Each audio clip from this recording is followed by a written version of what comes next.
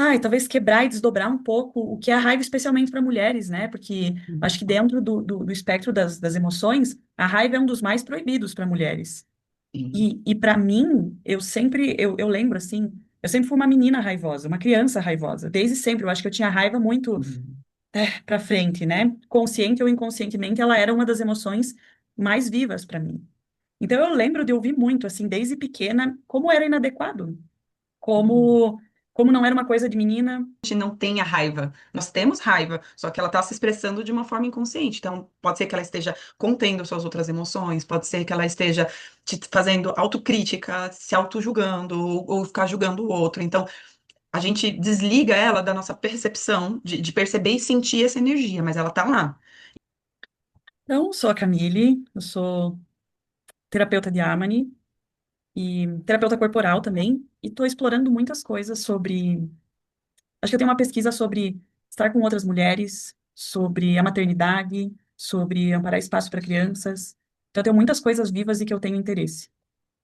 Também sou guardiã da Mato Santo, então, uma terra que está surgindo aqui em Freiburgo, que tem muitas sementes sendo plantadas por mim e por tantas outras pessoas. E acho que é isso. Isso que eu sou nesse momento. Obrigada, Ana. Vou É. deixar aqui minha telinha. Eu sou Amanda Oliveira, também sou terapeuta de Harmony, de frequências de brilho, terapeuta corporal. Especialidade é navegar no campo emocional. E, e também sou taróloga e gosto muito também de trabalhar com esse universo místico, do subconsciente, do inconsciente. E minha pesquisa atualmente está bem voltada para a criatividade, para a autenticidade, para a expressão. Então, como que eu sustento espaço para mim mesma, para ser quem eu sou? Como que eu trago as minhas percepções, as minhas ideias, a minha comunicação de forma clara? Então, para mim está girando bastante em torno da autenticidade e também do equilíbrio entre o ser e fazer. Então, como ser mais gentil e amorosa comigo e ao mesmo tempo fazer o que tem que ser feito. Então, também pode ser uma pesquisa sobre a energia de feminino e masculino, né, essa feminino e masculino interno, também com a energia da raiva, as energias emocionais. Então, esse é o meu momento também. E atendo em Florianópolis e Curitiba. E falando em Curitiba, no final de outubro, dia 25, a gente vai fazer uma vivência para mulheres sobre raiva, sobre a raiva consciente. Então, vai ser algumas horas que a gente vai se reunir para trazer o foco, a atenção para a emoção da raiva de forma prática. Então, nós vamos trazer também algumas distinções, algumas informações sobre essa energia, né, sobre essa emoção, mas vai ser um trabalho bem prático. Quer falar um pouquinho mais, Camille, sobre...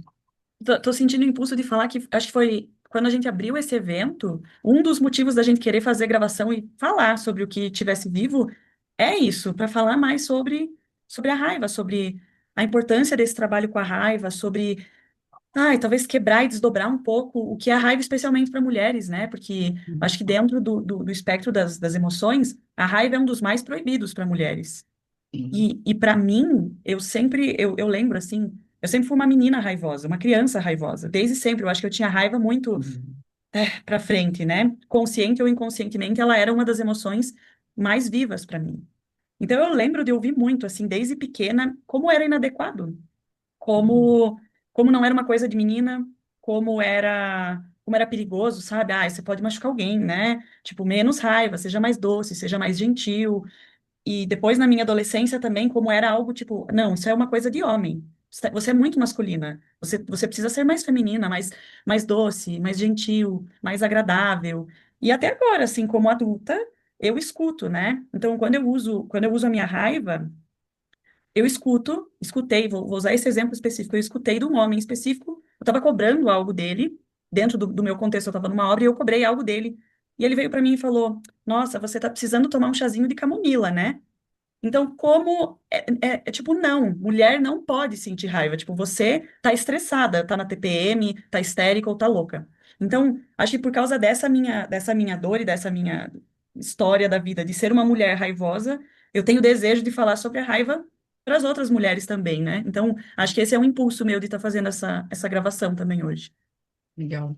E você falou, e eu fiquei imaginando, né? Se fosse um homem falando para, né, para essa pessoa que estava prestando esse serviço, ia chegar completamente diferente, né? Ele ia receber, tipo, nossa, esse cara, ele é firme, ele é, né, ele tem uma autoridade, ele não ia falar, ai, amigo, vai se acalmar, vai tomar um chazinho, né? Então, como isso é bem específico de uma questão de gênero mesmo, né? De uma cultura que não permite que as mulheres, ou que educam as mulheres para elas não serem, não se apropriarem da sua raiva, para que a gente não tenha a nossa autoridade. Né, para que não tenhamos essa energia de realização, de manifestação, de colocar limites, né? Por conta dessa cultura patriarcal que coloca a gente num lugar de só servir, enfim, né?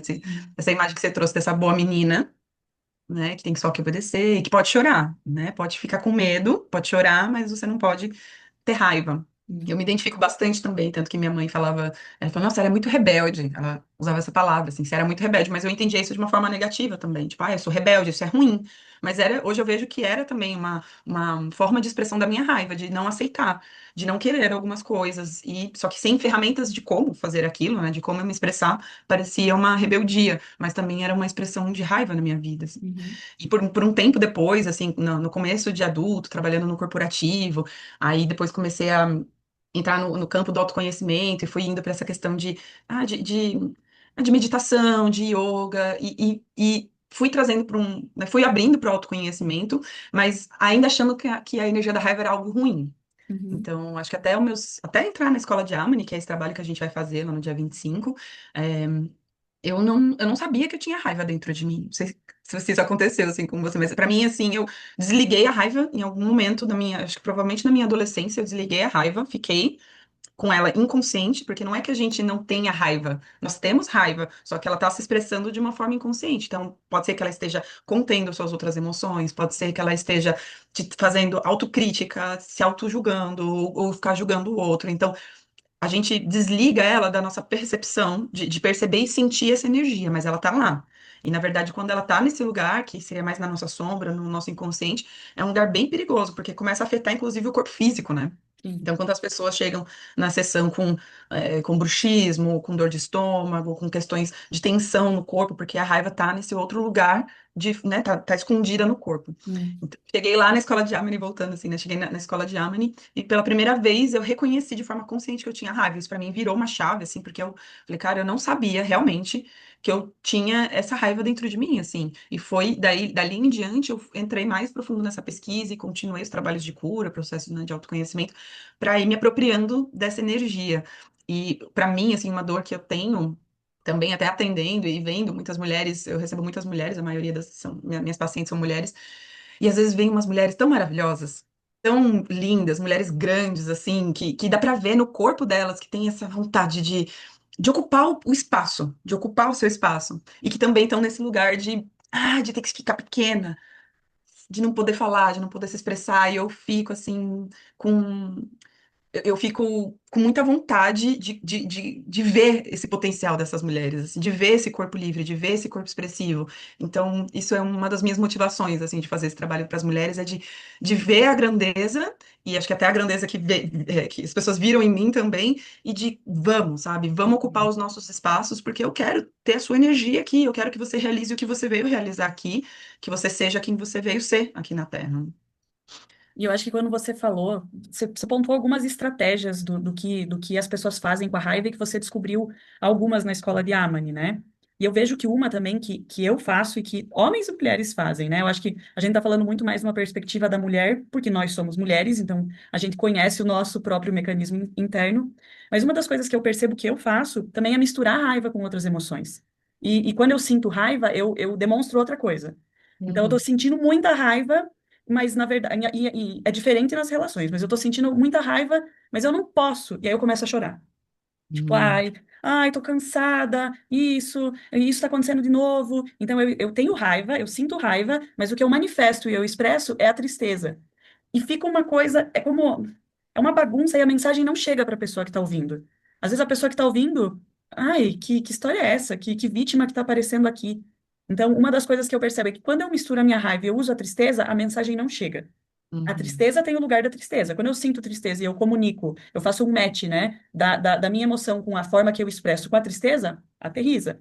Mas quando eu misturo, fica essa bagunça no espaço e a pessoa fica tipo, ai, o que está acontecendo aqui? Então, essa é uma estratégia que eu faço.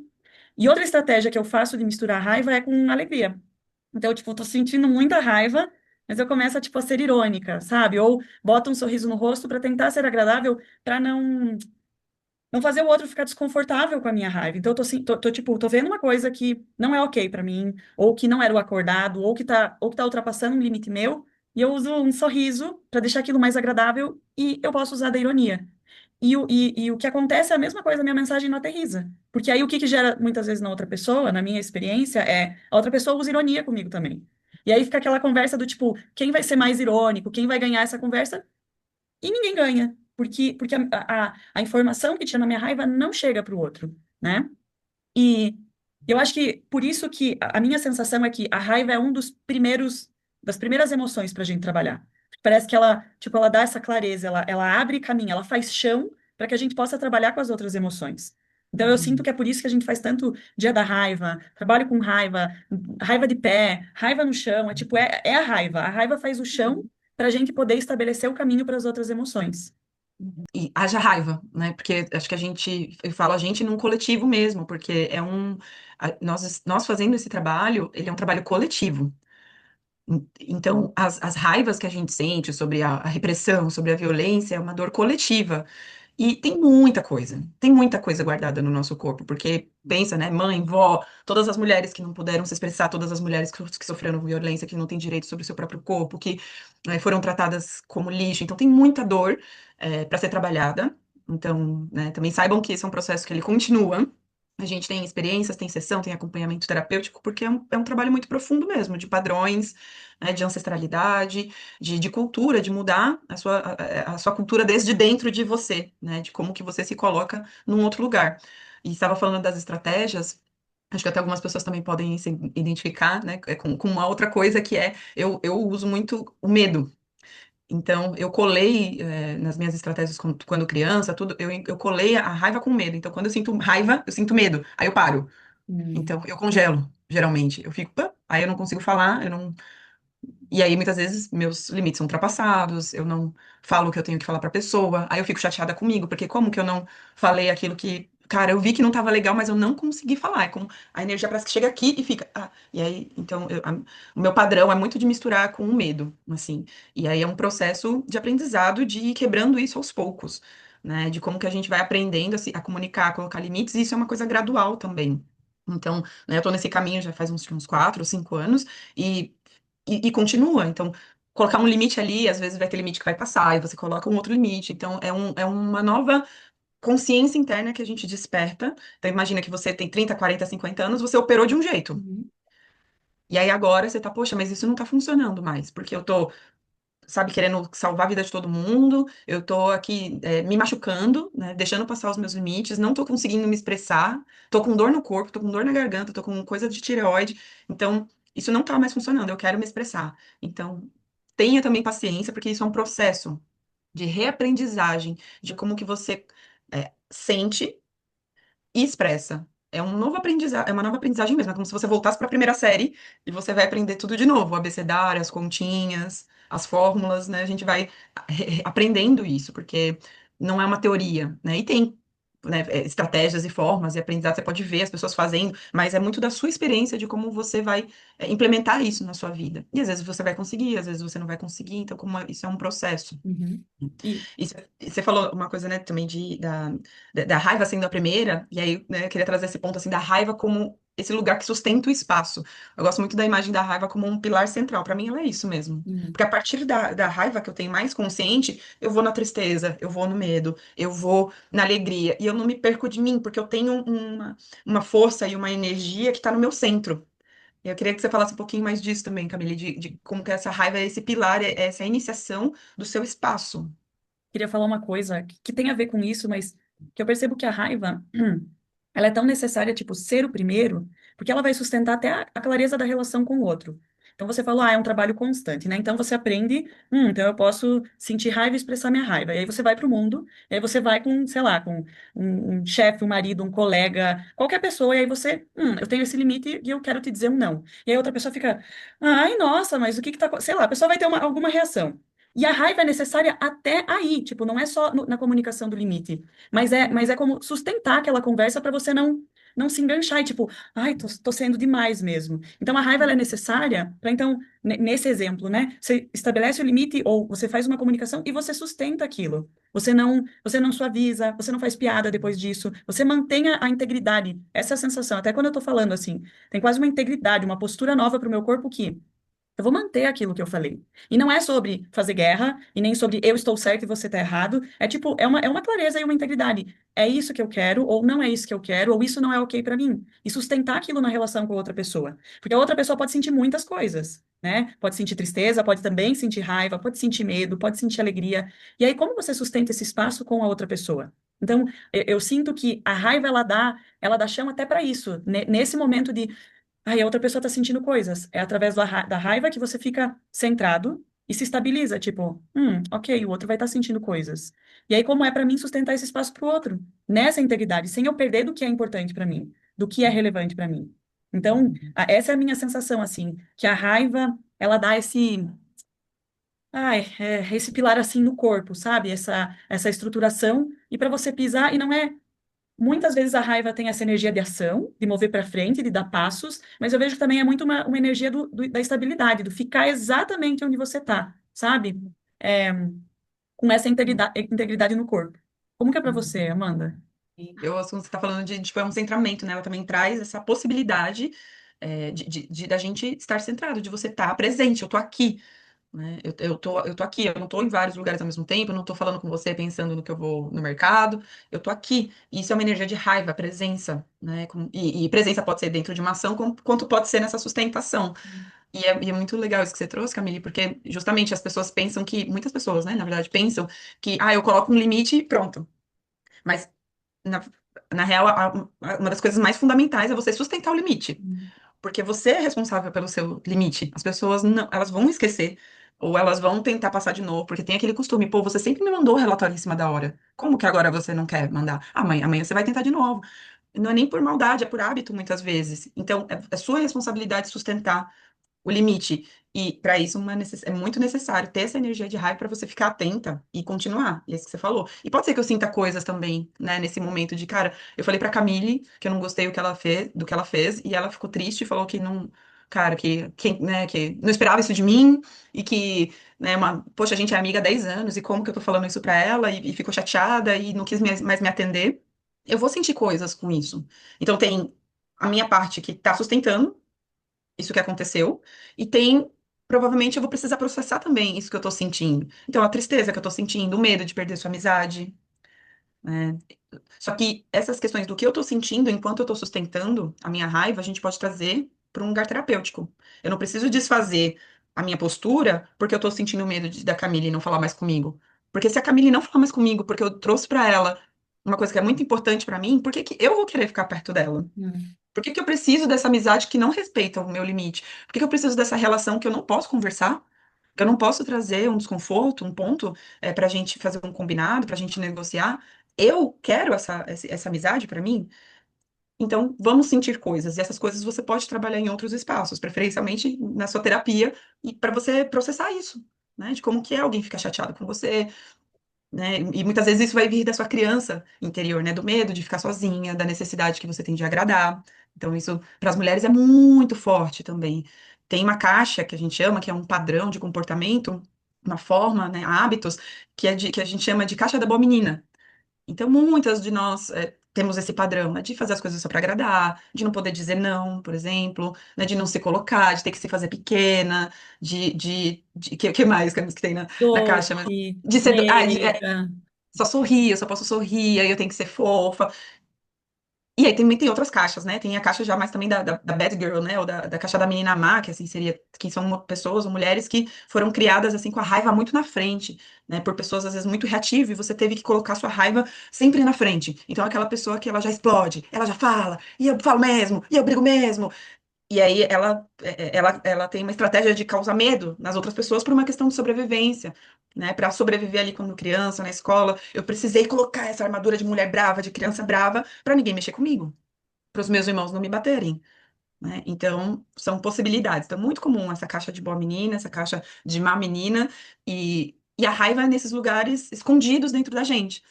E aí, corta para, né? Estamos aqui com 30, 40, 50, 60 anos, ainda com essas estratégias. Sim. Então, esse espaço que a gente vai sustentar é uma oportunidade de você atualizar essas informações dentro de você. Talvez não seja mais necessário você estar atuando dentro desses padrões, talvez não esteja mais funcionando para você. Porque, na verdade, isso não é quem você realmente é, Uhum. né? Isso foi É. uma estratégia que você adotou para sobreviver e deu super certo, e foi genial da sua criança, né, do seu adolescente de, eu preciso me adaptar. Era muito assustador e ameaçador você ficar sozinha. Você fala para sua mãe que você não quer, Uhum. né? Eu tenho um estudo também, uma pesquisa que é sobre as necessidades emocionais, e é muito legal, que aí eles falam bem sobre isso de forma genética, biológica mesmo, do quanto que a gente prioriza a necessidade de ser amado, Sim. porque foi a estratégia que a gente mais precisou enquanto criança. Uhum. Então, eu posso até estar com medo, eu posso até estar com raiva, mas eu não vou expressar isso porque eu preciso muito da minha mãe. Uhum. Eu preciso muito que ela cuide de mim. Eu preciso muito ser amado por ela, para que eu seja alimentado, trocada, tomo um banho. Então, eu deixo minhas outras necessidades, minha necessidade de reivindicar ou de me afastar. Eu deixo em segundo plano, porque o que garante realmente minha sobrevivência enquanto pequena é a necessidade de ser amada. Só que isso a gente continua, Sim. né, até hoje. E esse parêntese biológico que você trouxe, de fato, assim, dentre os mamíferos, nós somos o que nasce mais incapaz. Porque os outros mamíferos, você pega o cavalinho ou a vaquinha, ele nasce, ele já, tipo, tá levantando nas perninhas e já vai procurar o seio da mãe. E a gente, o humano, o bebê humano, nasce um vegetal. Se ele fica ali, ele vai morrer de inanição, ele não consegue ter esse impulso. Então, ele precisa da mãe e do cuidador que vá até ele fazer esse movimento. Então, talvez a gente poderia entrar numa conversa muito filosófica sobre tem um motivo dos humanos terem nascido assim, com essa necessidade do amor. Mas o que eu quero puxar é que, sim, esse gancho, essa estratégia que operou talvez desde quando você era um bebê, talvez não serve mais hoje. E não é sobre ser outra pessoa, porque talvez você olha para isso, nossa, mas eu sou boa nisso, né? Isso serve na minha profissão, ou isso serve nas minhas relações, ou talvez possa servir, mas o fato é você poder voltar, né, no momento, talvez, em que você decidiu operar essas decisões e escolher isso de um lugar mais consciente. Não deixar esse mecanismo, essa estratégia de sobrevivência operar tão inconscientemente nas suas relações. Porque se ela Uhum, opera para A, com certeza ela vai estar operando para B, C, D, tipo, em muitas relações de forma inconsciente. Então é sobre tornar consciente e você poder usar com consciência. Tipo, eu quero usar minha raiva, eu quero usar esse mecanismo aqui nessa relação, sabe? Poder entrar mais íntegro e mais consciente. E o que eu acho extraordinário desses espaços, tanto que a gente oferece quanto tantos outros que estão sendo oferecidos em Amani, com outras mulheres que estão trazendo esse trabalho, ou no próprio Possibility Management, é um espaço de experiência, porque não é só um espaço teórico, né? Onde a gente vai, dá as distinções e fala. Mental é tipo, vamos experimentar? Como é fazer isso? Como é sentir no teu corpo? Como é dizer não? Como é dizer para? E como você fica? Tipo, checar. Porque eu tinha muito essa história da. Eu colava muito nessa caixa da Bad Girl. E aí, quando eu fui ver, nossa, então fala para agora. Que medo. Então é você, tipo, realmente checar as histórias e sentir no teu corpo e ver como é. Ver como é você fala, para, e o outro não para. Tipo, e aí? Qual é o repertório? O que que você tem que, sabe, sustentar para que o teu limite funcione? Ou para que a tua comunicação funcione? Ou para que a tua clareza chegue? Então, esse espaço que a gente vai oferecer dia 25 em Curitiba é exatamente sobre isso. É um espaço, sim, teórico de trazer informação para o corpo mental, mas eu vejo que é um espaço de experimentação e de ganhar esse repertório e checar o que aparece. Porque às vezes vai aparecer que eu quero agredir a outra pessoa, ou às vezes vai aparecer que eu quero me retrair. E aí você pode ganhar mais repertório ainda. Tipo, então quando você quer agredir, experimenta isso. Então é um espaço experiencial, para que as mulheres possam ir e ter essa, sabe, ter essa prática e ganhar ferramenta para poder usar no seu dia a dia. E eu vejo também esse espaço que vem para o corpo, né? Então a gente vai trazer, né, a gente vai trazer informação mental, mas nós vamos vir para o corpo. E aí no corpo é que tem muita informação, é um infinito mesmo de informação. Então é isso. Eu sempre falo, mas aí na hora de falar consciente, o seu corpo vai trazer outra informação, né? Ou quais são os gestos, quais são as posturas, o que que você vai sentir nas suas pernas, o que você sente no quadril. Então, isso a gente vai ter todo esse espaço de experimentação, né, como a Camila disse, e de sentir. Porque no fim também é sobre trazer a consciência para dentro do corpo, porque as emoções, elas estão aqui atuando o tempo inteiro. A gente está sempre sentindo algo. Só que muitas vezes é pequeno, que nós podemos sentir de 0 a 100% de emoções, de sentimentos. E por estarmos muitas vezes anestesiadas, a gente só sente quando tá muito grande. Ai, quando eu tô com muita raiva e eu já quero dar um soco na cara de alguém, eu já tô muito puta. Aí eu sinto, aí eu percebo. Mas eu não percebo, isso seria, sei lá, 60, 70%. Mas eu não percebo quando eu tô com 5, quando eu tô com 10, que já vem aquele, não, né? O corpo sabe, tipo, vem eu não gostei, tipo, não foi legal, ou não quero isso. E Uhum. por termos anestesiado isso há muito tempo, por muito tempo, então a gente não percebe. Então também esse espaço é uma oportunidade de trazer a consciência para o corpo, para você começar a perceber as suas emoções e poder agir com elas de forma mais consciente. Então, saindo um pouco mais do automático, desse caminho que você sempre faz, quando eu sinto isso, eu faço aquilo. Né, o seu cérebro, o seu corpo, ele automatizou esse processo para você ter uma escolha de fazer diferente, para você ter outro resultado, né? Uhum. E que pode ser, né? Porque tudo vai ter consequência, né? O que a gente está falando, né, das formas automáticas não é ruim, mas isso tem uma consequência X, Uhum. Y, Z na sua vida. Você está criando X, Y, Z coisas na sua vida. Quando você começa a fazer diferente, você cria outras coisas. E então, pelo menos você tem a possibilidade de criar outras coisas, Uhum. mas a partir de dentro de você. Né, dessa matriz interna, dessa consciência interna de que agora eu quero fazer outra coisa. E, de novo, às vezes você não vai conseguir fazer diferente, mas aí você continua, porque realmente é uma nova sinapse, é uma nova conexão. Imagina que você já percorreu esse caminho 500 mil vezes, agora você vai começar a percorrer outro.